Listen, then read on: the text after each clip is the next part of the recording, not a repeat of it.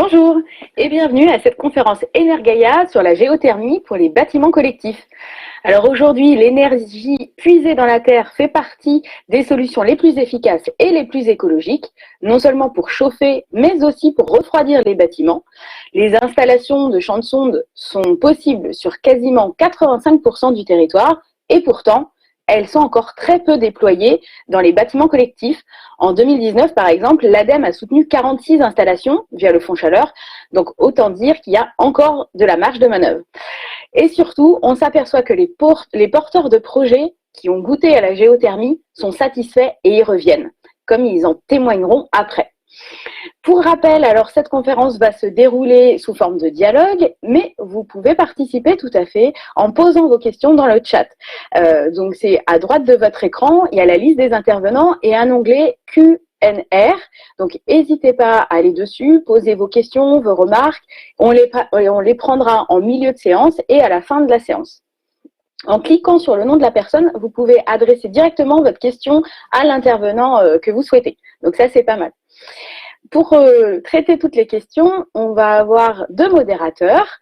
Donc, je salue Aurélie Beauchard.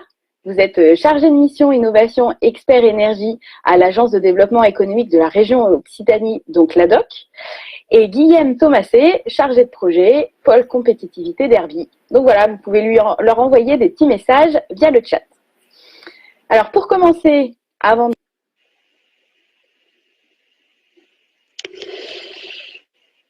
Alors, on va vous faire travailler. Donc, c'est simple. La question, c'est êtes-vous présent en tant que professionnel de l'énergie? Est-ce que vous faites partie d'une collectivité? Est-ce que vous êtes en charge de bâtiments collectifs, comme des bailleurs, des hôtels ou d'une maison de retraite, par exemple, ou d'un autre secteur d'activité? Alors, pour répondre, vous voyez les réponses qui s'affichent en dessous le player. N'hésitez pas à enlever le mode plein écran, sinon vous ne le verrez pas. Voilà. On se laisse quelques minutes pour répondre. Alors voilà, quel est votre secteur d'activité? Ça nous permettra de mieux angler cette conférence. Pareil, si vous avez des soucis techniques, n'hésitez pas à mettre un petit mot dans le chat. S'il y a un problème de son, un problème, je sais pas, là, avec le sondage ou quoi, n'hésitez pas. Mais normalement, c'est assez simple. Alors, en attendant les résultats du sondage, nous allons accueillir nos intervenants. Donc, Jean-Marc Percebois, vous êtes vice-président de l'Association française des professionnels de la géothermie, l'AFPG. Bonjour. Bonjour. Olivier de Bellefontaine, vous êtes chargé d'opérations bâtiments à la communauté d'agglomération du Sicoval, donc au sud de Toulouse. Bienvenue. Bonjour. Jean-Yves Le Simple, vous êtes premier adjoint de la mairie de Suèvre en Loir-et-Cher, près de Blois. Bonjour. Bonjour. Et Hélène Hoffman, vous êtes ingénieure technico-commerciale à Celsius Énergie et vous avez mis au point une solution clé en main pour la rénovation, notamment avec la géothermie. Bonjour. Bonjour à tous. Parfait. Est-ce qu'on peut avoir les résultats du sondage alors pour savoir qui participe avec nous? Alors, est-ce que ça peut être un peu plus grand? Voilà, je suis un professionnel de l'énergie à 57% et où je fais partie d'une collectivité à 43%. Eh bien, parfait. On va avoir le bon complément entre les deux filières. Merci beaucoup. Alors, encore une fois, un sondage. Allez, on vous fait travailler encore une fois. À votre avis, pourquoi la géothermie ne se démocratise pas davantage dans le collectif? Alors là, question un peu plus difficile. Pareil, les réponses se trouvent en dessous de votre écran, dans le player. Alors, parce qu'il n'y a pas assez de foreurs en France. Car elle ne s'adapte pas à tout le territoire. Bon, j'ai déjà donné quelques indices en intro. Car c'est une énergie méconnue des architectes et des bureaux d'études. Car les aides ne sont pas assez élevées. Ou enfin, parce que la technologie ne fonctionne pas bien. Bon, on ne sait jamais. Il peut y avoir plusieurs réponses. Donc voilà, n'hésitez pas à cliquer en dessous. Comme on a fait tout à l'heure, c'était parfait. Alors, pourquoi la géothermie ne se démocratise-t-elle pas davantage en France? On va conclure le sondage. Je pense qu'on a fait le tour. C'est vrai que c'est une vraie innovation, enfin une vraie solution par rapport au rafraîchissement. Et en ce moment, il y en a besoin de la géothermie par rafraîchissement, de geocooling par exemple. Alors, merci pour les résultats du sondage. Donc, à 42%, c'est une énergie méconnue des architectes et des bureaux d'études. Très bien. À 30%, les aides ne sont pas assez élevées. Très bien. Et à 20%, elles ne s'adaptent pas à tout le territoire. Et 6%, il n'y a pas assez de foreurs en France. Et alors 2%, la technologie ne fonctionne pas bien. Donc nous allons débriefer tout ça avec Jean-Marc Percebois. Donc vous êtes vice-président de l'Association française de géothermie, enfin des professionnels de la géothermie, pardon, et directeur de projet d'Accenta. Est-ce que vous pouvez nous dire déjà qui a raison dans ce sondage? Pourquoi la géothermie ne se démocratise-t-elle pas assez? Bonjour, je ne sais pas, vous m'entendez? Très bien. Voilà, donc je ne sais pas, je ne vais pas dire, j'ai la prétention de dire qui a raison ou qui a tort. En tout cas, au vu de la FPG, on rejoint effectivement la majorité, c'est-à-dire de dire que c'est méconnu par les professionnels, que ce soit les bureaux d'études, les architectes. Ça, c'est une vérité qu'on retrouve souvent sur le terrain.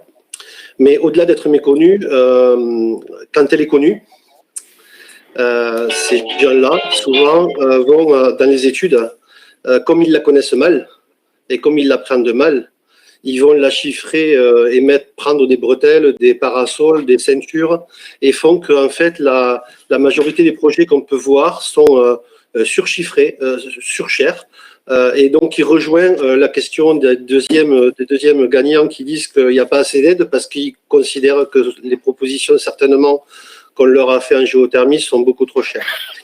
C'est sûr que l'impact aujourd'hui, l'impact de la géothermie par rapport à n'importe quel autre ENR, c'est l'impact sous-sol. Et en fait, c'est cette partie-là qui vient se rajouter sur le prix d'une installation. Et je confirme ce que vous avez dit, on peut la faire sur plus de 90% du territoire.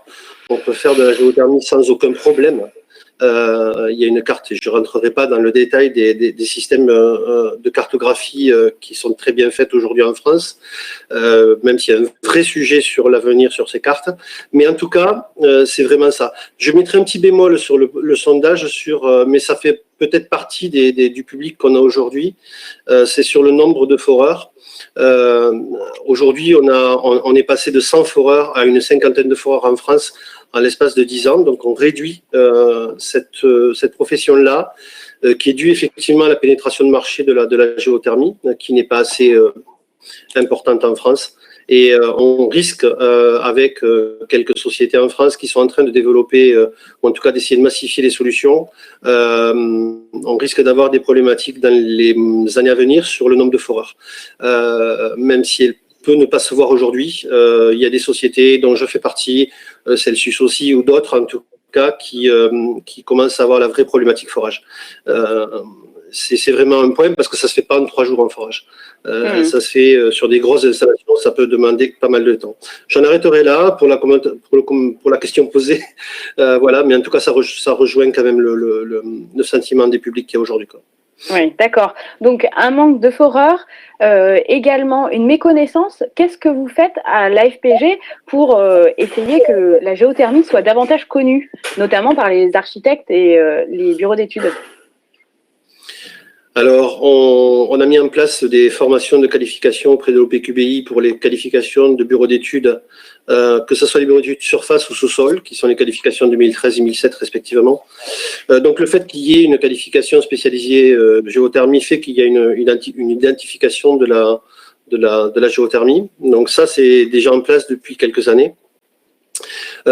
Côté architecte, alors on a commencé à faire depuis, alors le Covid nous a quand même assez arrêté sur l'histoire, mais on a mis en place avec le syndicat des architectes une formation qui permet d'être très terrain et une formation qui est de mémoire 3 heures, je crois, c'est pas très très long, mais qui permet de rentrer dans des cas concrets, d'expliquer les temps de retour sur investissement et qui sont évidemment, quand la géothermie est bien faite, les temps de retour sont très courts, hein, il n'y a pas des temps de retour de 20 ans, et ça c'est... C'est combien de temps à peu près? Ben, en fait, ça dépend des géothermies et des usages, mais globalement, on va avoir une fourchette assez large qui va être entre 3 ans et 15 ans. Voilà. La moyenne en France, quand on voit tous les fonds de chaleur qui sont faits depuis maintenant 5-6 ans, la moyenne étant entre 7 et 10 ans. Voilà. De toute façon, nous, on est les premiers à dire qu'une installation qui a un TRI sur 20 ou 25 ans, c'est qu'elle a été mal dimensionnée, c'est qu'elle a été mal appréhendée. Et des fois, il faut savoir dire non aussi sur certains secteurs d'activité. La géothermie n'est pas que la seule énergie, il y a d'autres énergies qui sont intéressantes aussi. C'est le mix énergétique qui fera qu'on gagnera la bataille sur la transition énergétique. Et une des raisons aussi, et c'est important, une des raisons qui fait que ça ne fonctionne pas, les énergies renouvelables au sens large, c'est qu'on se compare toujours à une solution conventionnelle qui est le gaz. Il faut arrêter ça. Il faudrait renverser complètement la vapeur et dire les solutions de base dans une étude, c'est les énergies renouvelables et c'est aux énergies fossiles à prouver qu'elles sont meilleures.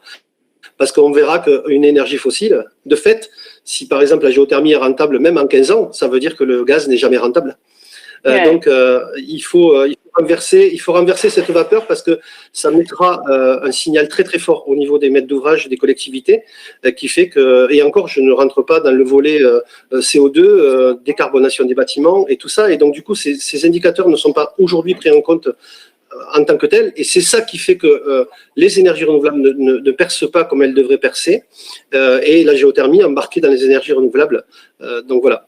C'est vraiment un cheval de bataille qui est très important. Il faudra bien partir un jour du principe qu'il faudra arrêter les énergies fossiles, quoi. Tout à fait. Alors, nous allons aller sur le terrain avec 2 porteurs de projets qui, eux, vont nous démontrer justement que la géothermie est rentable, à voir sur combien de temps. Mais juste avant, est-ce qu'on peut faire un petit point technique, Jean-Marc Percebois, par rapport aux différentes technologies de la géothermie, la différence entre géothermie sur sonde, dont vous avez parlé tout à l'heure, et la géothermie sur nappe, et puis peut-être un petit mot du géocooling aussi. Alors, c'est vrai que la géothermie, elle a une particularité, contrairement à toutes les autres énergies, c'est qu'elle sait faire du chaud et du froid. Et donc, on peut valoriser les deux. Et donc, de ce fait, et on le voit d'ailleurs, et vous l'avez dit en introduction, le volet froid est de plus en plus prédominant dans tout type de projet. Il faut savoir que d'ailleurs, avec le travail que j'ai fait avec l'ADEME, Service Énergie, on a introduit le froid dans le fond de chaleur, même s'il y a encore beaucoup de travail à faire, parce qu'il faut dire qu'il y a un dôme sur la climatisation, et donc on n'est pas du tout affilié au système de climatisation, parce que la géothermie va avoir le géocooling. Ouais, parce qu'en fait, le géocooling, ce qui va se faire, c'est qu'on va mettre en communication, en fait, il faut comprendre qu'on peut faire un géocooling sans pompe à chaleur, en fait. Puisque la pompe à chaleur est l'outil, ou la chaudière, si on veut parler vulgairement, en tout cas qui est l'outil qui permet de transférer de l'énergie d'un point A à un point B, et c'est ce qui va permettre d'avoir un bon rendement. Mais par contre, quand on fait du géocooling, on n'aurait pas besoin de pompe à chaleur. Bon, le fait qu'elle soit installée, on l'utilise, mais elle n'est pas allumée. Et il y a quelques cas, d'ailleurs, je crois que ça va être présenté, où on peut faire du géocooling où il n'y a pas de pompe à chaleur. Mais par contre, l'intérêt, c'est que comme on comprend que la pompe à chaleur ne démarre pas et qu'elle n'a pas besoin, ça veut dire qu'on met simplement en connexion le sous-sol, donc qui est frais de nature, puisque lui, au-delà de 10 mètres, il n'a plus aucune conséquence de la température extérieure. Donc il peut faire 50 degrés dehors, sous terre, en dessous de 10 mètres, il fait une dizaine de degrés. Et du coup, on met en communication cette température-là avec l'intérieur du bâtiment, au moyen d'un circulateur, je dirais d'un petit vulgaire circulateur qui va consommer quelques watts ou quelques kilowatts, et rester assis, parce qu'en fait, les rendements aujourd'hui qui sont affichés, qu'on retrouve sur tous les terrains, c'est des rendements qui sont aux alentours de 60 à 70. Donc ça veut dire quoi? Ça veut dire que pour 1 kilowatt consommé par le client, vous restituez entre 60 et 70 kilowatts de froid. En contrario, une climatisation, quand elle va fonctionner, ça va être un rendement entre 2 et 4. 4, on l'a rarement, en fait, c'est entre 2 et 3. Et donc, du coup, vous voyez que 3 contre 60, c'est pas du tout la même histoire à la fin au niveau consommation électrique. Alors, les différentes, en fait, et ça, on ne comprend pas que ça soit pas développé, mais en fait, il y a une vraie raison. C'est que pour faire du géocooling, il faut que le bâtiment soit soit très adapté au géocooling, c'est-à-dire les températures d'émission d'eau du bâtiment soient vraiment adaptées. Et malheureusement, les bureaux d'études, à moins qu'il y en ait qui nous démentissent aujourd'hui, les bureaux d'études font toujours, quasiment 9 fois sur 10, des bâtiments qui sont avec un régime de température 7 degrés, 12 degrés, qu'on revoit en climatisation. Et du coup, 7-12, c'est trop bas pour faire du géocooling. Et donc, on ne se met pas dans les meilleures dispositions pour faire du géocooling dans le bâtiment. Donc là aussi, il y a une vraie réflexion pour avoir des bâtiments qui, demain matin, peuvent être connectés en géothermie, mais qui pourraient être connectés, si je me repose en 2050 ou 2070 ou 2100, est-ce qu'on est en train de faire un bâtiment qui, finalement, n'est valable que pour 30 ans? Il va falloir revoir toute la copie quand il va falloir passer dans la case décret tertiaire et rénovation. Et c'est ça qui est vraiment très embêtant. Alors après, les différentes formes de géothermie, il y en a beaucoup. Ouais, il y a la sonde géothermique, les systèmes de BTS, de stockage d'énergie au moyen de sondes géothermiques, hein, ça qui est en train d'arriver avec le vent en poupe. Il y a les nappes phréatiques. Alors le BTS et les sondes géothermiques, on peut les faire sur 85%, 90% du bâtiment, du territoire français, parce qu'on n'est pas soumis à ce qu'il y a au sous-sol, dans le sous-sol. On n'a qu'à forer et on utilise la chaleur de la terre. Là, on a le système de nappe phréatique qui, là, on peut le faire sur, en moyenne, entre 15 et 25% du territoire, parce qu'il faut qu'au droit du bâtiment, on ait la ressource en eau. Et il n'y a pas tout le temps de l'eau sous le bâtiment. Mais c'est néanmoins un système intéressant. Et d'ailleurs, trop souvent, la géothermie est affiliée à « si j'ai pas d'eau, je peux pas faire de géothermie ». Et ça, c'est pas vrai du tout. Et après, il y a d'autres formes de géothermie qui sont dérivées. La cloaque thermique, qui est la récupération des eaux usées, où il y a pas mal de chantiers en France qui sont faits. On a un pays magnifique où on a plus de 1000 km de côte et on pourrait utiliser l'eau de mer pour chauffer et rafraîchir. C'est dans le giron de la géothermie. Il y a des très gros projets qui ont été faits en France là-dessus. Nous, on ne comprend pas que tous les pays côtiers, en fait, tous les territoires côtiers n'utilisent pas l'eau de mer. On va chercher de l'énergie et du gaz naturel en Russie, mais pourquoi ne pas utiliser l'énergie nucléaire? Voilà. Voilà toutes les formes de géothermie, il y en aurait d'autres encore, mais en tout cas, il y a le vent, le soleil, et il y a le sous-sol qui est un géant qui dort et qui attend que de donner de l'énergie, tout simplement. Tout à fait. Merci pour cette rapide présentation. Justement, on va voir maintenant des projets. Alors, 2 types de projets, sur sonde ou sur nappe. Olivier de Bellefontaine, vous avez installé 3 sondes de 150 mètres de profondeur pour chauffer et surtout pour refroidir une crèche en 2018, donc au sud de Toulouse. Aujourd'hui, vous avez 5 crèches qui sont équipées de géothermie, dont 3 qui sont en géocooling, donc on disait sans pompe à chaleur. On va directement chercher le froid qu'on amène dans les radiateurs pour le rafraîchissement. Alors, comment vous avez connu la géothermie sur ces bâtiments? Comment ça vous est venu? Est-ce que vous m'entendez? Très bien. Donc, je me présente, Olivier de Bellefontaine, je suis chargé d'opération au sein du service bâtiment du Sicoval. Pour ceux qui ne connaissent pas, le Sicoval, c'est une communauté d'agglomération au sud-est de Toulouse qui regroupe 36 communes et qui compte plus de 76 000 habitants. C'est un territoire qui est en transition entre des communes très urbaines au nord, au contact de Toulouse, et des communes plus rurales au sud. Le Sicoval, c'est une structure intercommunale qui est ancienne, puisque les premières communes membres se sont associées dès 1975. Et depuis le départ, son action a été guidée par 2 valeurs fortes, à savoir c'était l'innovation et la solidarité. L'Agglo s'est inscrite très tôt dans une démarche de développement durable et elle a adopté dès 2003 son premier agenda 21 qui a depuis plusieurs fois été actualisé. Depuis 2012, le Sicoval exerce la compétence action sociale sur son territoire et a régulièrement confirmé le caractère prioritaire de sa politique de développement des solidarités et de la cohésion sociale. Et la communauté d'agglomération opère à cet effet un certain nombre de services à la personne, dont ceux à destination de la petite enfance. Elle a ainsi à sa charge la gestion et le maintien en condition des équipements d'accueil de la petite enfance du territoire. À ce jour, le service bâtiment du Sicoval gère 25 structures petite enfance qui représentent plus de 11 000 m² de surface de plancher. Oui, donc pour les enfants, il fallait vraiment avoir du froid, quoi. C'était ça votre problématique? Donc je vais commencer par vous présenter une première opération de travaux dont vous avez parlé, que nous avons livrée en 2018. À savoir, c'était la rénovation des installations de production de chauffage de la crèche Le Petit Club à Baziège. Le bâtiment, c'est un bâtiment d'une surface d'environ 400 m² qui accueille 25 enfants de 0 à 3 ans toute l'année, y compris pendant les vacances scolaires. C'était un bâtiment en bon état qui date de la fin des années 90, pas particulièrement mal isolé, initialement qui était chauffé via des radiateurs par une chaudière gaz, mais qui arrivait en fin de vie. Le projet, il avait d'abord pour objectif une réduction des consommations d'énergie primaire de 40% du bâtiment. Mais il s'est très vite révélé qu'on ne pouvait pas, dans le cadre du projet, éluder la question du confort d'été. En effet, du fait d'épisodes caniculaires de plus en plus fréquents, des seuils d'alerte sur le plan des températures intérieures sont ces dernières années régulièrement approchés dans nos structures. Et il faut souligner que contrairement aux écoles, par exemple, les crèches fonctionnent pratiquement tout l'été, que les charges thermiques internes sont importantes avec des enfants, du personnel, des équipements de lingerie, de restauration. Et pour toutes ces raisons, il paraît difficile de pouvoir se passer d'un système de rafraîchissement actif sur ce type de bâtiment.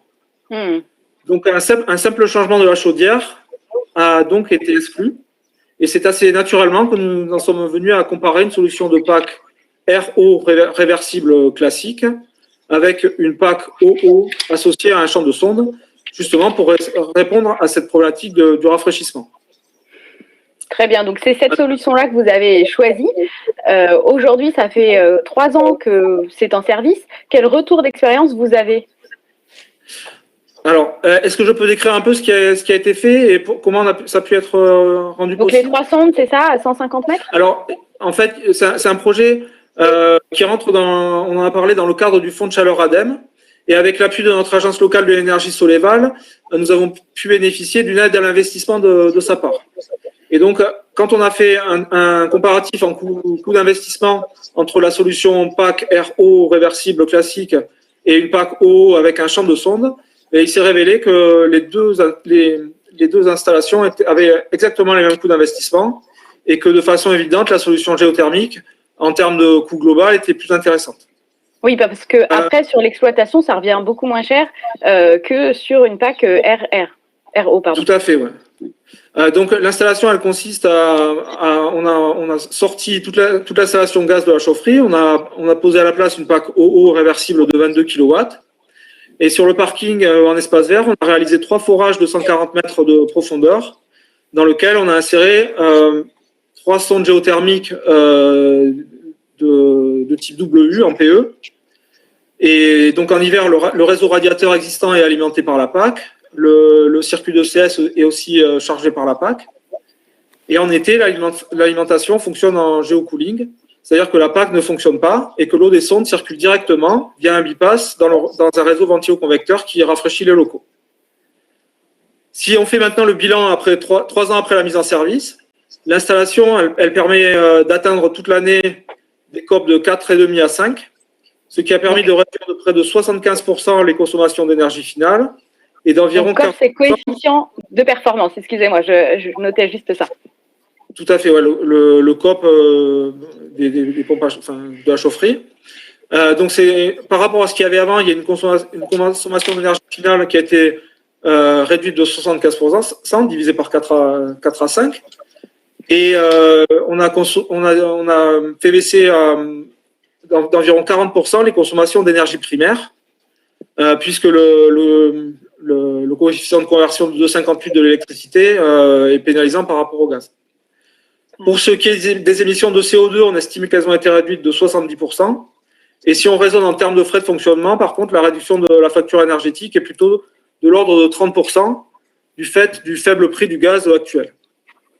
Il faut noter que c'est un projet qui, en plus de l'ADEME, a été aidé par les fonds de l'État dans le cadre de l'appel à projet TFCV, par la région et aussi par le conseil départemental. Et on voit que dans le domaine de cette performance énergétique, les objectifs des différents financeurs sont alignés. Très bien. Est-ce que vous pouvez nous donner à peu près le montant d'investissement du projet et le temps de retour sur investissement? Et puis le montant des aides ADEME. Alors, sur Baziège, il y a à peu près 20 kg € sur les 3 forages, 20 kg € sur la chaufferie, et après, le reste, c'est de la distribution intérieure, un réseau ventilo-convecteur. L'ADEME a pratiquement payé la totalité du forage. C'est-à-dire que il restait voilà, les 20 000 euros de machines thermiques, de PAC. C'est à peu près comparable à ce qu'on aurait eu à payer pour une PAC RO. Donc c'est pour ça qu'on dit que les deux solutions en termes de coût d'investissement sont similaires. Après, nous, c'est vrai qu'on cherche des financements les plus larges possibles auprès de tout le monde. Et donc, c'est une opération qui, pour nous, a été financée à hauteur des 80% réglementaires. Donc, il y a un reste à charge qui est tellement faible que, bon, en termes de coût global, de temps de retour, c'est quelques années, quoi. Ouais, c'est très faible. D'accord. Et alors, mais juste tu fais aussi des financements. Oui, excusez-moi. Non, juste pour préciser, tout à l'heure, on disait COP de 4, COP de 5. Donc, c'est bien coefficient de performance, ce qui veut dire que c'est à peu près 500% de gain. Enfin, c'est comme ça qu'il faut l'analyser, en tout cas. Oui, enfin, nous, on dit, c'est plutôt... on divise par 4 ou 5 les consos, quoi, finalement. Tout à fait, c'est la même chose. Ouais, et donc, au bout de 3 ans, est-ce qu'il y a des choses... des retours techniques que vous voudriez quand même mentionner? Est-ce qu'au niveau technique, tout fonctionne bien? Ouais, tout fonctionne très bien, quoi. Avec des bascules en mode rafraîchissement, en mode chauffage qui peuvent se faire même sur la journée, avec un fonctionnement très robuste, quoi, je vais dire. Et aucun souci particulier, quoi. D'accord, bah, parfait. Alors, on reviendra tout à l'heure avec vous sur votre projet. Jean-Yves Le Simple, donc vous, dans le Loir-et-Cher, à Sfèvres, c'était le maire de l'époque et qui connaissait très bien la géothermie et qui s'est dit, allez, on va construire une nouvelle école avec de la géothermie. Et vous avez opté pour la géothermie sur nappe, parce que la nappe de Beauce est juste à 20 mètres en dessous de l'école. Est-ce que vous pouvez nous décrire un petit peu le projet rapidement? Oui, alors rapidement, bonjour. Suèvres, c'est une petite commune de 1700 habitants qui se situe donc au bord, c'est important, au bord de la Beauce. Et donc, on a toute la remontée de la nappe de Beauce, puisqu'il y a 17 moulins sur la commune, des moulins à eau. Et on s'est dit à l'époque que c'était un peu dommage de dormir sur une nappe sans l'utiliser. On avait réfléchi à une autre solution. Bon, à l'époque, j'étais juste dans le conseil, donc je n'étais pas aux commandes de cette installation. On s'était penché sur la filière bois parce qu'en fait, on est tout près de la Sologne et la Sologne, c'est un réservoir de bois. Et en fait, on a abandonné rapidement cette idée à cause du stockage qui était très important et qui pouvait défigurer le village. La deuxième chose, c'est qu'en fait, on a changé d'école. On avait 3 bâtiments du 19e siècle qui étaient séparés par une route nationale et c'était très dangereux d'emmener les enfants d'un site à l'autre. On a donc décidé de regrouper l'école primaire et l'école maternelle. Et c'est au moment de faire l'école maternelle, donc, on a décidé de se pencher sur la géothermie. Ça, c'était en 2008, donc ça fait déjà quelques années. Bon, ce que j'entendais tout à l'heure de notre collègue de Toulouse qui disait en fait qu'on commence à avoir un retour important justement au niveau fiabilité du matériel. Donc la première étude 2005-2006, on a donc décidé de construire un bâtiment de nouvelle génération thermique. Même ça nous a valu une erreur entre autres pour l'isolation. On avait opté pour une isolation au chanvre. Or, le chanvre n'a pas été validé par les services de sécurité d'incendie parce qu'en fait, c'est un matériau qui est inflammable. Il a fallu qu'on démonte toute une partie de l'école pour changer le chanvre et mettre de la laine de roche. C'était très sympa le jour de la rentrée. Et au niveau énergie, alors sur la au niveau énergie, donc on s'est penché donc rapidement sur la géothermie sur nappe, puisque la nappe est conséquente et qu'elle est à faible profondeur, parce que c'est ce que vous disiez, on est à 20 mètres. Le forage est à 23 mètres. Les tests qui ont été faits à l'époque permettaient de tirer plus de 20 mètres cubes heure. Donc c'était très largement suffisant, parce que il nous fallait aux environs de 10 mètres cubes, entre 9 et 11 mètres cubes selon l'année. Donc on a opté aussi pour un système peut-être un peu plus cher qui consiste à mettre 2 pompes au cas où il y en a une qui tombe en panne, qu'on ne soit pas lié à cette seule pompe. Donc en fait, il y a dans le même tube, c'est un tube de 45 cm, il y a deux pompes côte à côte qui fonctionnent en même temps, 2 tiers, 1 tiers, et, sachant que l'une peut prendre le relais de l'autre en cas de difficulté ou de panne. Et vous avez 2 puits alors? Un pour non, on a un seul puits, on a un seul forage, mais avec 2 pompes dans le même. D'accord. Ensuite, au niveau technique, on a eu des soucis sur le rejet, parce que la pression, même faible, comme le puits n'est pas très profond, l'eau ressortait et envahissait les fossés des riverains autour. Donc, on a été obligé de doubler aussi le nombre de puits de rejet. On a donc 2 puits de rejet. On pompe l'eau à 13, on rejette à peu près à 8, c'est ça. D'accord. Et malgré ces soucis techniques, alors quel bilan économique? C'était des soucis techniques de départ. On a eu aussi après un souci technique parce que c'était fait en 2 temps. Il y a eu l'école maternelle, il y a 500 mètres carrés, et puis l'école primaire qui, elle, a utilisé les anciens bâtiments. Il y a eu donc de la rénovation. Donc c'est aussi intéressant, je pense, pour les gens qui veulent se pencher sur la géothermie. On peut restaurer des bâtiments anciens, parce que c'est une école du 19e siècle. Je ne sais pas s'il y avait les diapos tout à l'heure. Tout à fait. Il y a des diapos prévus pour voir l'école. Voilà, si on peut les afficher. Voilà, donc ça c'est la première partie. Vous avez les 2 parties côte à côte.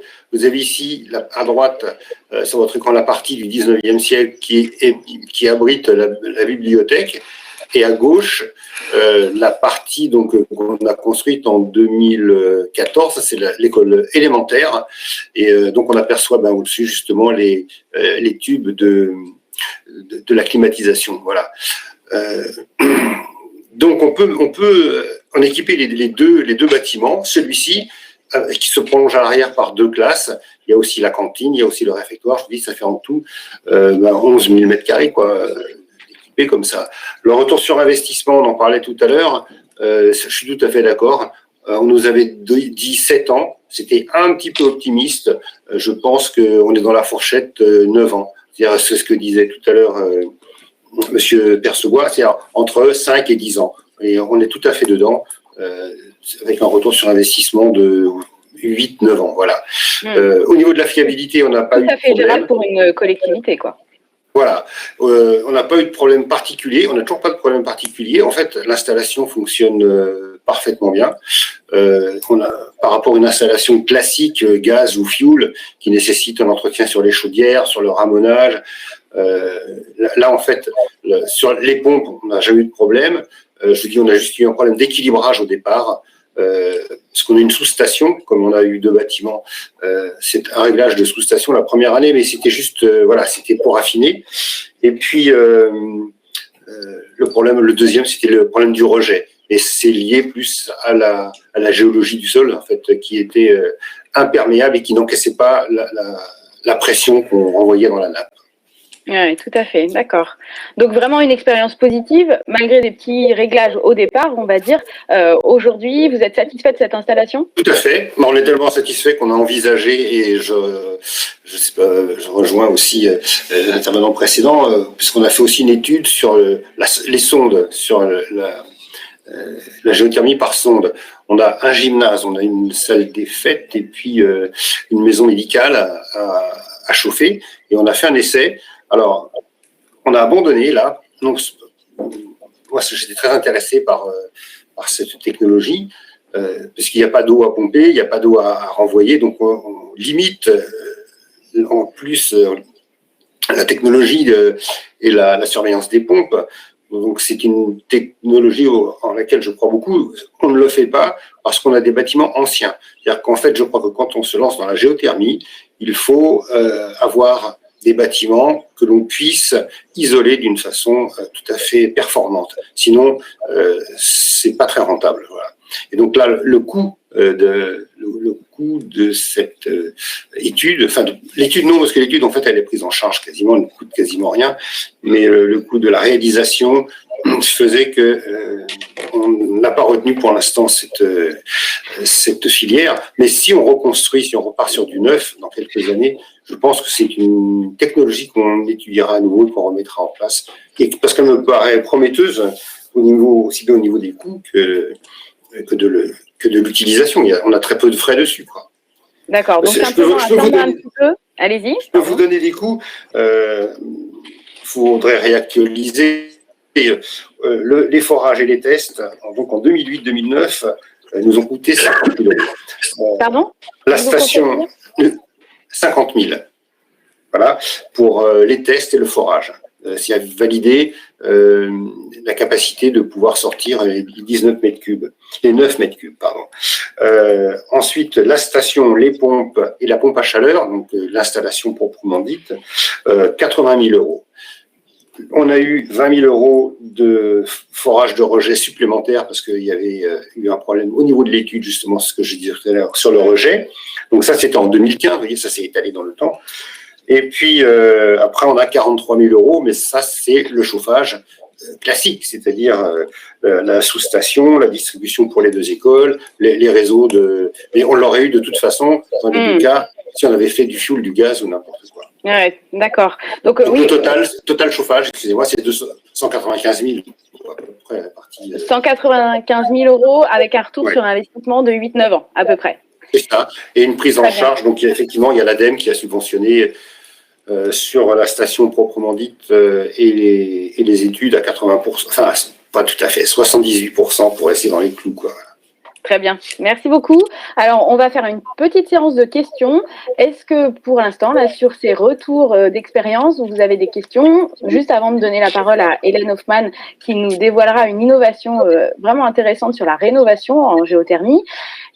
Voilà, dans votre onglet sur le côté, l'onglet QNR, vous pouvez accéder au chat. Alors, Aurélie, je vous cède la parole. Est-ce qu'il y a des questions? Il y a beaucoup de questions, Aude. Alors, on a essayé de les regrouper avec Guillaume par thème. Donc, déjà, sur la réalisation de projets de géothermie, quelles sont les autorisations nécessaires et quelles compétences techniques sont nécessaires à la réalisation d'un projet? Je pense qu'on peut laisser Jean-Marc Percebois répondre. Alors, il y a deux cadres en France, qui est le cadre GMI, qui s'appelle donc la géothermie minime importance. Dans ce cadre-là, c'est des installations de moins de 500 kW aujourd'hui, prélevées dans le sous-sol. Donc, ça veut dire des installations qui sont inférieures globalement à 600-650 kW thermiques. Ça fait quand même des très gros bâtiments. Et dans ce cadre-là, 90% du territoire est en vert. Je vous parlais tout à l'heure des cartographies. Il y a des cartographies verte, orange, rouge, comme le feu tricolore. Et quand vous êtes en vert, aucune autorisation demandée par l'État. Le foreur va sur le site, déclare le forage qu'il doit faire, que ce soit nappe ou sonde, et ensuite vous pouvez réaliser votre géothermie dans les 48 heures. Donc il n'y a aucun frein réglementaire sur cette partie-là. Quand vous êtes en zone orange, il faut faire appel à un hydrogéologue. Il y a des hydrogéologues. L'étude coûte entre 300 et 500 euros. C'est pas très cher par rapport à un projet. Et quand vous êtes donc dans ces deux cadres-là, c'est très très facile à faire de la géothermie, comme je l'ai dit. Et dans le cadre rouge, ça ne veut pas dire qu'on ne peut pas faire de géothermie, ça veut dire simplement qu'on sort du cadre GMI, donc on rentre sur une autorisation de l'État. Donc il faut bien se rendre compte que pour les gros projets, pour les petits projets, si on est en rouge, de suite ça met un stop de la géothermie. Par contre, sur des gros projets, je parle des projets du mégawatt, on doit chauffer 30 000 m² ou 50 000 ou 100 000 m², vous vous rendez compte que le chantier peut durer 2-3 ans et du coup, l'autorisation d'État qui dure 9 mois à peu près ne gêne pas le projet. Donc, foncez, quoi, faites de la géothermie. Bon, le message est clair, merci. Aurélie, peut-être une autre question? Oui, sur la technologie de géocooling, quelle est la différence entre le néologisme géocooling et les puits canadiens? Alors, pareil, Jean-Marc, peut-être? Bon, la différence, elle est extrêmement simple. Le puits canadien, c'est pour amener de l'air frais. C'est de l'air, c'est sur la ventilation du bâtiment. Donc, au lieu de faire entrer de l'air froid, on le fait passer sous terre. Et donc, si vous imaginez bien que s'il fait moins 20, d'ailleurs, ça s'appelle le canadien, parce que ça a été fait au Canada et que quand vous avez de l'air à moins 30, que vous faites rentrer dans le bâtiment, vous le faites passer par la terre qui, elle, est à 10 degrés. Et du coup, vous rentrez de l'air moins froid dans le bâtiment, donc moins de déperdition due à la ventilation par le bâtiment. Donc, on est sur les déperditions de ventilation, alors que sur le géocooling, on est sur le rafraîchissement du bâtiment avec un système de rafraîchissement comme des ventiloconvecteurs, du plancher chauffant rafraîchissant. Donc, c'est pas du tout, c'est deux mondes différents dans le bâtiment. Toujours sur le géocooling, quel type d'émetteur est idéal pour favoriser le géocooling? Et quelles sont les températures atteintes en été dans la crèche? Donc, oui, on va peut-être laisser répondre Olivier de Bellefontaine. Si je peux répondre là-dessus, je pense que je voudrais parler de 3 projets qu'on a installés avec ce que je peux appeler du géocooling pur.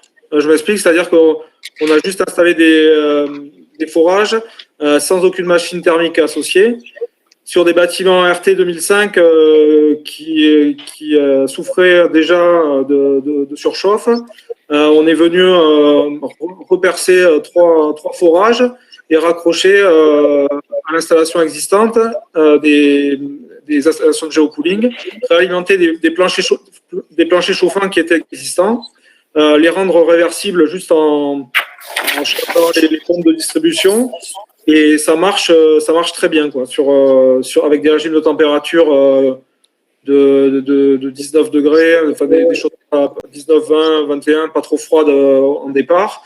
On arrive à avoir des températures à l'intérieur des crèches qui sont tout à fait correctes, avec des delta 7, delta 6 par rapport à l'extérieur, qui sont ce qu'il faut pour des enfants en bas âge qui ne fassent pas trop froid, quoi. On arrive à maintenir les 25 degrés. Quoi. Et donc ça, je dirais que les émetteurs planches chauffantes, ils me paraissent très adaptés. Et c'est vrai ce qu'on disait sur les régimes de température 12-7 qui sont classiques. Quand on est obligé d'installer des réseaux ventiloconvecteurs, par exemple, pour doubler, parce qu'on a des radiateurs et puis on essaie d'émettre avec des ventiloconvecteurs, ça demande à les surdimensionner par rapport à ce qu'on fait classiquement. Les dimensionner par 2, par 3. Ça ne veut pas dire que ça coûte 2 ou 3 fois plus cher finalement, mais il faut pas voter sur les surfaces d'échange de ces ventiloconvecteurs pour pouvoir avoir des régimes de température distribution sur le circuit rafraîchissement qui soient des 19-22. Je pense que c'est ça qu'on a, M. Percebois. Peut-être vous allez être plus précis sur ces valeurs. Oui, pour apporter un complément, en fait, c'est les températures en géocooling. Il ne faut pas être au-dessus de 18-19, ça devient déjà un peu compliqué. Et idéalement, avoir des dimensionnements à 17-18 degrés, c'est parfait. En tout cas, 7-12, ça ne fonctionne pas. Et pour la question posée sur les types d'émetteurs qu'on peut mettre, les radiateurs ne marchent pas. Pourquoi? Parce qu'en fait, si vous envoyez du froid sur le radiateur, il va condenser, donc ça devient un bac à fleurs. Ça pisse de l'eau partout. Donc, c'est pas possible. Donc, c'est ventiloconvecteur, plancher chauffant, rafraîchissant, poutre chauffante. Tout ce qui va être système à inertie va marcher. Un fabricant vient de sortir, il y a 1 an ou 2, des radiateurs soufflants, alors qui s'apparente un petit peu à du ventiloconvecteur, mais c'est vraiment un radiateur, et qui, ce fait, il a été développé pour la géothermie, et il permet de faire du chauffage et du rafraîchissement, et voire descendre vers de la climatisation, parce que sachez que d'une installation de géothermie, on peut la rendre géocooling, et si ça ne suffit pas, on la rend en faire du froid actif, ce qu'on appelle, c'est-à-dire de redémarrer la pompe à chaleur dans ces cas-là, et faire du froid. On aura toujours des meilleurs rendements qu'une climatisation. Et donc, on voit bien que là, technologiquement, on peut faire beaucoup de choses. Je mettrai juste un petit bémol sur des sols géothermiques en géocooling où il n'y a pas de machine géothermique, où il n'y a pas de pompe à chaleur, des questions connectées. Je mettrai vraiment un petit bémol parce qu'en fait, naturellement, si on faisait une modélisation du terrain, le fait qu'on ne refroidisse pas le terrain, on va injecter de la chaleur tous les ans et au fil des années, fait que le terrain ne va pas se rafraîchir. Et on n'arrivera pas, alors ça dépend comment ça a été calculé et tout, mais toutes les modélisations montrent qu'en fait, ça peut avoir sa limite parce que ça peut marcher pendant des années, et à un moment, en fonction du climat, et on se rend compte que le climat commence à monter de plus en plus chaque été, et si on ne vient pas contrebalancer ce qu'on renvoie dans le sol, ça peut poser un souci. Mais en tout cas, ça ne veut pas dire que ça fonctionnera moins, mais par contre, il suffit que sur ce chantier, au bout d'un certain temps, il suffit de rajouter une machine thermodynamique qui s'occupera du chaud et les sondes restent en place et ce n'est pas un investissement qui a été mis par la poubelle, bien au contraire, c'est un investissement d'avenir. Pour terminer, la sonde géothermique, il faut la voir comme du foncier. C'est-à-dire que quand vous la mettez, la durée de vie, c'est entre 50 et 100 ans. C'est pas 5 ans. Donc, il faut le même voir au titre du foncier comme on achète un terrain. J'arrête. Eh ben, c'est une très très bonne transition parce que je voulais donner la parole à Hélène Hoffman, donc de Celsius Énergie, qui propose une solution clé en main pour la rénovation et justement pour limiter l'emprise foncière. Alors Hélène, avec Celsius Énergie, vous avez inventé un forage en étoile. Est-ce que vous pouvez nous expliquer un petit peu cette technologie? Oui, tout à fait. Bonjour à tous. Alors, la première chose, c'est que nous avons créé Celsius Énergie déjà sur la base de deux grands constats. C'est que le premier constat, c'est que le quart des émissions en fait françaises sont issues du chauffage et de la climatisation des bâtiments. Et le deuxième constat, c'est que 70% de cette énergie, elle est disponible donc gratuitement sous nos pieds. Voilà. Donc, nous, en fait, Celsius Énergie, on est issus de la société Schlumberger, qui est un leader de la valorisation du sous-sol. Et donc, Celsius a été créé par 3 de ses ingénieurs. Et donc, l'innovation qu'on porte, elle réside vraiment dans l'association de plusieurs technologies de 2 secteurs différents. Le premier secteur, c'est donc les sondes géothermiques verticales, qui est une technologie qui est mature, qui existe depuis plus de 20 ans. Et puis, le deuxième secteur, c'est l'ingénierie pétrolière. Et ça, en fait, dans le but de lever les freins pour le déploiement de la géoénergie donc en France et même en Europe et dans le monde. Donc, la première, comme vous disiez, Aude, la première optimisation qu'on a apportée à la technologie sur sonde verticale, c'est l'utilisation des forages déviés. Il y a un petit écho. Vous avez des slides pour montrer les forages dédiés? Oui, tout à fait. Regardez. Tout à fait. Ouais, je pense qu'on peut passer. Je vais passer à la slide suivante. Voilà, c'est vous qui avez la main, c'est vous qui pouvez mettre la slide suivante. Normalement. Normalement, voilà, c'est bon. Ouais. Tout à fait. Donc en fait, les forages déviés, c'est une technologie qui est très utilisée dans le monde pétrolier, mais qui jusque-là n'avait pas été mis à profit de la géothermie. Et donc l'idée des forages déviés, c'est de pouvoir s'attaquer justement au marché de la rénovation thermique des bâtiments, et notamment dans les cas où on a peu de foncier disponible pour implanter les sondes. Donc, on va venir en un point. Finalement, on a une emprise d'une quinzaine de mètres carrés et on va venir faire des forages en étoile et donc au pied du bâtiment et donc connecter ce bâtiment à la terre pour pouvoir assurer son chauffage et sa climatisation. Donc ça, c'est la première optimisation qu'on a pu faire. C'est pas la seule. Il y a par exemple le pilotage digital qu'on peut voir donc illustré à droite sur le slide. Donc, qui va permettre de garantir en fait tout au long de la vie de l'installation ses performances. Donc, on va avoir un suivi de l'installation qui va être mis à disposition des maîtres d'ouvrage, mais aussi de l'exploitant. Et donc ça, c'était également un frein qu'on avait pu observer dans le monde de la géothermie. C'était sur certains projets l'absence de suivi. Et on observait parfois des dérives des performances du système. Donc voilà, ce qui ne permettait pas sa mise en valeur et son déploiement. Donc voilà, ça c'est 2 optimisations. Il y en a beaucoup d'autres. Il y a aussi par rapport au dimensionnement, où on a développé notre logiciel de dimensionnement qui va venir simuler donc le comportement du sol sur plusieurs années et optimiser le linéaire d'échangeurs dans le sous-sol, de forage, et donc ça va venir tout simplement optimiser l'investissement pour le maître d'ouvrage. Et un autre point qui est pas vraiment technique, mais je pense qui est très important, c'est la mise en valeur en fait de la solution. C'est-à-dire que la géothermie, elle a pour avantage d'être invisible. Donc on n'a pas cet impact visuel comme on peut l'observer sur les pompes à chaleur aérothermiques. Mais l'inconvénient, c'est qu'on ne voit pas, donc les maîtres d'ouvrage ne peuvent pas communiquer dessus sur leurs efforts en fait en termes de développement durable. Donc nous, ce qu'on a fait, notamment sur notre démonstrateur que je vais présenter après, c'est qu'on a travaillé donc avec une designeuse française qui s'appelle donc Nathalie Crassé. Et on a décidé de mettre en valeur cette installation avec ce projet de rendre visible l'invisible Et donc, Matali a développé un totem qui peut être retenu par le maître d'ouvrage pour pouvoir montrer que son bâtiment est vertueux et donc chauffé et rafraîchi par géothermie. Voilà. Alors, donc, on a bien compris que c'était pour le marché de la rénovation. Est-ce qu'aujourd'hui, vous avez déjà des réalisations, à part ce démonstrateur? Oui, tout à fait.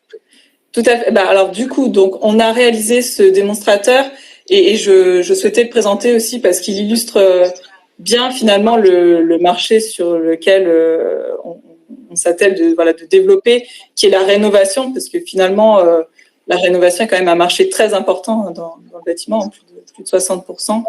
Et du coup, on a implanté ce système sur le campus Schlumberger de Clamart, en région parisienne. Et finalement, ce bâtiment, il est assez représentatif du domaine tertiaire, du secteur tertiaire. Donc, c'était 3000 m² de bureaux. C'était un bâtiment qui datait des années 60. Et voilà, donc le maître d'ouvrage, dans le cadre du décret tertiaire et même dans le cadre de sa politique de réduction de ses émissions carbone, donc souhaitait diminuer son empreinte. Donc, dans un premier temps, il a réduit ses consommations énergétiques par des actions simples de régulation, etc. Et puis ensuite, il voulait aller plus loin et il devait aller plus loin. Et donc, il avait le choix de faire de la rénovation lourde, ce qui impliquait des frais quand même très importants et des temps de retour sur investissement très élevés. Et d'autant plus qu'il n'en avait même pas la possibilité puisqu'il fallait déplacer les employés des bureaux. Et donc, il a fait ce choix de prendre notre solution et qui finalement a été assez efficace en termes de réduction des consommations d'énergie finale, puisqu'on a réduit de 70% par rapport à ce qui était sur le campus, donc du gaz et d'un groupe froid. Et donc, on est venu se mettre au pied du bâtiment. Et voilà, donc on a fait 10 sondes de 170 mètres déviées, avec des angles entre 0 degré, donc par rapport à la verticale, et 20 degrés. Et donc, on est venu passer sous le bâtiment. D'accord. Donc voilà, on n'avait pas forcément beaucoup de foncier et on a pu. C'est un peu une solution finalement plug and play pour diminuer les consommations d'énergie finale et réduire l'empreinte carbone du système. Oui, 70% de réduction, c'est vraiment intéressant. Je vais aller assez vite parce que je voudrais vraiment qu'on arrive à poser des questions aux intervenants. Jean-Marc Percebois, juste un retour d'expérience par rapport à ce forage en étoile. Vous en pensez quoi? Moi, en tant que vice-président de la SPG, on connaît la technique de Celsius. Ce qu'il y a, c'est que la loi aujourd'hui dit, dans le cadre des forages géothermiques, qu'on ne doit pas faire un forage en deux de 10 mètres de limite de propriété du voisin. Et la question a été posée à la DGPR et par la DGEC, donc la Direction énergie climat a posé la question à la DGPR qui est en charge du cadre GMI en France. Et c'est sûr qu'il y aura une réponse à apporter parce qu'en fait, ce qu'il faut dans des projets de géothermie, et on ne réinvente pas la roue, c'est qu'il ne faut pas qu'il y ait d'interaction entre les champs de sonde, parce que ça reste un champ de sonde qui est un petit peu dévié, puisqu'elle parlait de 20 degrés. Mais en tout cas, c'est des techniques qui sont intéressantes. Sur certaines cas de figure, effectivement, on n'a pas assez de foncier. Il existe aussi dans une autre technique qui est le système de stockage géothermique où on rapproche les sondes, elles sont très très rapprochées. Ça existe au Canada depuis 50 ans. Ça commence à se développer en France. En tout cas, ce qui est sûr, c'est qu'on ne peut pas aujourd'hui dépasser les 10 mètres de foncier, en fait, les 10 mètres en limite de propriété. Donc en fait, ça peut être aussi limité dans certains cas, mais c'est bien parce que c'est des acteurs qui arrivent et qui dépoussièrent aussi une autre technologie d'aller chercher de l'énergie sous terre. Donc voilà, mais en tout cas, il y aura une réponse officielle de l'État sur de pas dépasser cette limite en fait foncière. Je peux faire un peu de caricature. Il ne faut pas qu'un forage d'un voisin A aille sur le forage du voisin B. Voilà. Tout à fait, ouais. Donc un aspect réglementaire à voir. Et c'est sûr que c'est contrôlé par Celsius, évidemment, mais sauf si ça m'étonnerait qu'elle me le démentisse. Mais évidemment, parce qu'ils connaissent bien le sujet, donc. Mais c'est sûr qu'il ne faut pas faire n'importe quoi. Et ils font pas n'importe quoi. Je suis pas en train de dire ça. Et parce qu'on est soucieux au sein de la SPG et au sein de toutes les organisations, en tout cas, pour que l'énergie soit multipliable et massifiable, il faut justement faire les choses dans les règles de l'art et les les empreintes et les interconnexions entre les champs de sonde sont très regardées aujourd'hui. Tout à fait. Et si je peux répondre du coup à ce point assez rapidement. Très rapidement. Donc, voilà, très rapidement.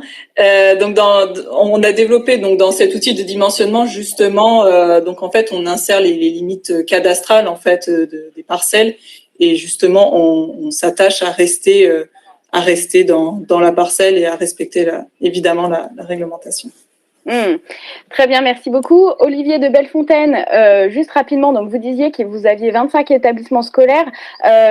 Sur les centres de loisirs, vous me disiez c'est pas forcément la peine de faire de la géothermie. Pour vous, quelles sont les limites de la géothermie?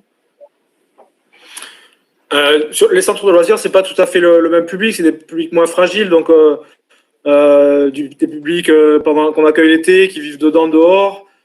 Donc la climatisation, c'est pas forcément une bonne chose sur ces bâtiments-là. Par contre, effectivement, il y a d'autres projets qui sortent. Et nous, on a notre premier bâtiment E4C2 sur le territoire. C'est un centre de loisirs et pour lequel, pour le mode chauffage en tout cas, et aussi un petit peu géocooling, mais sans qu'il y ait trop d'objectifs durs dessus, on utilise cette technologie de la géothermie avec 10 sondes et puis 3 packs de 22 kW. Et puis ensuite, pour élargir, parce que c'est intéressant, les projets de Schlumberger, là, on a un autre projet, et cette fois de Celsius, excusez-moi. En qualité d'aménageur, le Sicoval, sur la zone de la baie Genova, il a un projet de la mise en œuvre d'une boucle d'eau tempérée, qui serait couplée à 350 sondes géothermiques pour chauffer et rafraîchir plus de 90 000 mètres carrés de surface de plancher sur la ZAC. Donc il y a aussi cette piste d'aller au-delà de l'échelle de la parcelle, d'aller au-delà de l'échelle du bâtiment et de pouvoir peut-être mutualiser entre différents propriétaires, entre différentes parcelles, des champs de sonde avec des usages qui ne sont pas forcément tout à fait sur les mêmes phases. Et donc voilà, je pense que dans cette technologie aussi peut se développer sur cet axe-là. Tout à fait, avec une boucle d'eau tempérée. En effet, je suis désolée, on va rester là sur les projets. Je voudrais voir s'il y a quelques questions de nos auditeurs. Aurélie, est-ce que... Oui, il y a quelques questions pour Hélène Hoffmann sur la technologie développée par Celsius. Comment garantir de ne pas geler le sol avec les forages en étoiles? Très technique. Oui. Allez-y, Hélène. Tout à fait. Donc, en fait, nous, on a développé un logiciel de modélisation qui va prendre en compte les besoins énergétiques du bâtiment, donc que ce soit en chaud, en froid. Donc, il va simuler sur plusieurs années, jusqu'à en général 25 ans, en fait, cette décharge du sous-sol, et en fixant des critères limites, en fait, donc de température qu'on ne va pas atteindre, donc justement pour ne pas risquer de geler le sol. Donc ça, on simule ça en amont pour pouvoir dimensionner le système. Et en plus de ça, donc ça c'est la phase dimensionnement. Après, il y a la phase en mise en service et exploitation, où ce qu'on fait aussi, c'est qu'on met en place une fibre optique. Je ne l'ai pas mentionné, mais ça fait partie aussi des optimisations. Et la fibre optique a la propriété de pouvoir mesurer la température en tout point, donc sur le champ de sonde. On va l'insérer dans une des sondes et donc on va avoir ce suivi en fait de la température au niveau du champ de sonde et donc le connecter à notre pilotage digital pour gérer en fait cette décharge sous-sol et contrôler les températures au niveau du sous-sol. Parfait, merci. Aurélie, peut-être une autre question? Oui, la technique du forage est-elle la même que pour un champ de sonde vertical? Et les foreurs d'aujourd'hui qui ont la compétence pour ce type de forage, pourront-ils être mobilisés sur vos technologies? Oui, exactement. Et d'ailleurs, sur notre projet de Clabar, on a travaillé avec un foreur local qui a plus de 10 ans d'expérience et beaucoup de mètres linéaires de forage réalisés sur de la sonde verticale. Donc nous, on accompagne en fait ce foreur. C'est lui qui va forer. On l'accompagne avec des outils, avec des méthodologies de l'ingénierie pétrolière pour pouvoir réaliser ces sondes déviées et contrôler ces angles de déviation. Donc, on travaille avec les foreurs locaux. Merci. Peut-être d'autres questions, Aurélie? Alors, pas suite à l'intervention d'Hélène Hoffman, mais on avait un certain nombre de questions sur le montage financier et finalement les avantages financiers des technologies. Donc, quels sont les tarifs de revente de l'énergie? Quels avantages par rapport à des énergies plus traditionnelles, ENR comprises, et quels pourraient être les mix avec la géothermie et ces autres ENR? Alors, pas mal de questions sur le modèle économique, en effet, de la chaleur, qui est complètement différent de celui de l'électricité, parce qu'il n'y a pas de tarif de rachat, hein, si je ne me trompe pas, Jean-Marc Percebois. Voilà. Comment on fait pour installer la chaleur, sachant que, comme vous le disiez en introduction, c'est comparé au gaz, en fait, pour avoir les économies engendrées. Oui, alors comparé au gaz, mais aussi comparé en rajoutant aussi les processus de climatisation, si on fait les deux. En fait, il y a la revente de chaleur est au même titre quand on est dans le cadre d'une boucle tempérée ou le cas d'un réseau de chaleur, où là, il y a des acteurs qui sont très connus, comme Vinci, Dalkia, IDEX, des sociétés comme ça qui revendent aujourd'hui de la chaleur et qui font des processus de climatisation via de la géothermie et de la géothermie de chaleur pour chauffer les quartiers, voire des villes, et revendent de la chaleur. Simplement, au lieu d'avoir une chaudière gaz ou une chaudière biomasse ou tout ça, il y a des pompes à chaleur et ils revendent de la chaleur. Donc ça, c'est un montage financier que connaît très bien ces sociétés-là. Et en fait, on ne refait pas le monde. Les mêmes formules de calcul qui existent aujourd'hui sur les réseaux de chaleur. D'ailleurs, la FEDEN a travaillé là-dessus et j'ai travaillé avec eux conjointement. On a défini que les règles de calcul sur le réseau de chaleur s'appliquaient sur les boucles tempérées, entre autres. Et le projet de la Belge en fait partie, comme ça a été évoqué. Voilà, donc il n'y a pas de frein là-dessus, en fait. C'est juste qu'on change le mot gaz par géothermie et c'est pas difficile à faire. Voilà. Parfait. Aurélie, peut-être une dernière question? Oui, alors on a 3 petites questions techniques. Avez-vous des retours d'expérience sur les sondes géothermiques à régime turbulent et aussi à haute température? Donc je pense que c'est Jean-Marc Percebois aussi. Là, ça devient très technique. Dans tous les cas, il y a des sondes géothermiques qui sont en régime turbulent. Donc là, on s'adresse à des hydrauliciens. On ne fait pas de sondes géothermiques en régime laminaire. Pour des questions d'échange de température entre le sous-sol. Donc on va effectivement être turbulent. On comprend que la molécule d'eau, pour ceux qui ne savent pas, elle est turbulente, elle va à droite, à gauche, comme un gamin qui pourrait être dans une cour d'école. Eh bien, il va taper contre les tubes de la sonde géothermique et du coup, le régime est turbulent et on va beaucoup plus échanger avec le sous-sol. Et ça n'existe pas que dans la géothermie, ça existe dans tous les systèmes hydrauliques sur la planète.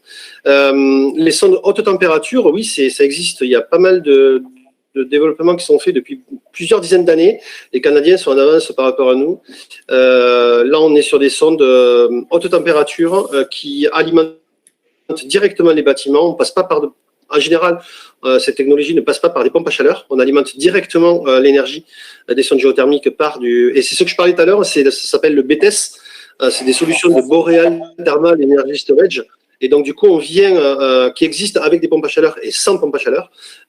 Et du coup, on vient capter de l'énergie pour réchauffer le sol, soit par des solaires thermiques, soit par des processus de climatisation. C'est-à-dire qu'on va venir récupérer la chaleur de climatisation et venir réchauffer le sous-sol.